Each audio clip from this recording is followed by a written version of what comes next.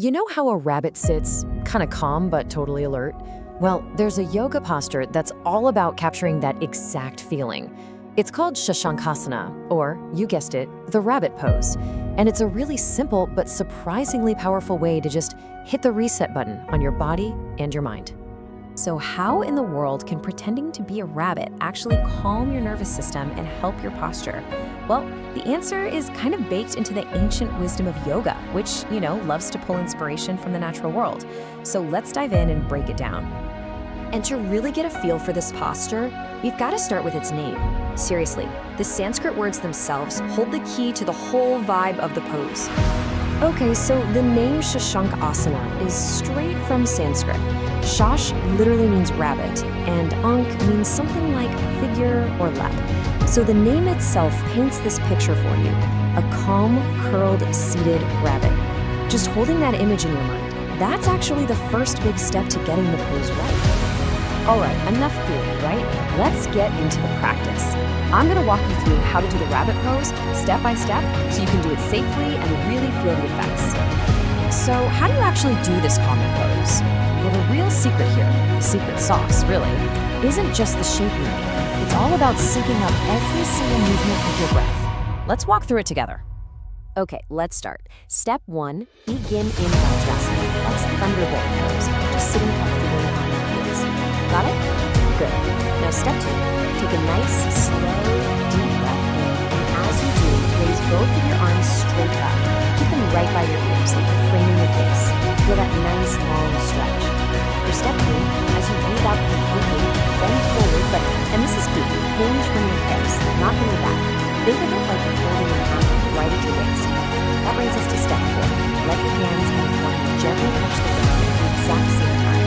Then, for step 5, just pause, hold that breath out for just a moment. This little pause is called Vid-Yoga. And finally, step 6, as you breathe in again, lift everything back up. Your hands and your head come up together in one smooth motion, right back to where you started. That connection between breath and movement is everything. The most common mistake is to just rush through it and completely forget about the breath. But the real magic, that amazing calming feeling, it only happens when your inhale is what lifts you up and your exhale is what lets you fold down. So really try to tune into that simple rhythm. So, how many times should you do this? The suggestion is to aim for about 10 to 12 rounds. And that's not just some random number. It's just enough to build a little bit of warmth in your body and really give your mind a chance to settle into that quiet, meditative flow. So now that you know how to do the pose, let's get to the good stuff. Why it's so incredibly beneficial. What's actually going on inside your body and mind when you practice this? Really, why should you add this simple little pose to your day? Well, the list of benefits for both your body and your mind is actually way longer than you might think. It makes it one of the most bang for your buck postures out there. Just look at this. The impact is huge. That gentle forward fold, it creates space between the bones in your spine, which helps with your alignment. A little bit of pressure on your belly can help with digestion. It gets your blood moving. It's great for the pelvic region. And that gentle pressure of your forehead on the ground, that's believed to be incredibly calming for the whole nervous system. It's basically a full body reset in one simple move. Okay, but like with any yoga pose, or really any exercise, safety has to come first. So let's quickly cover the one major precaution you really need to know about before you give this a try. Now, while this pose is super safe and gentle for most people, there is one really important exception, and knowing this is, it's just part of practicing yoga in a smart, responsible way. And here it is, stated very clearly, if you have very high blood pressure, you should skip this pose.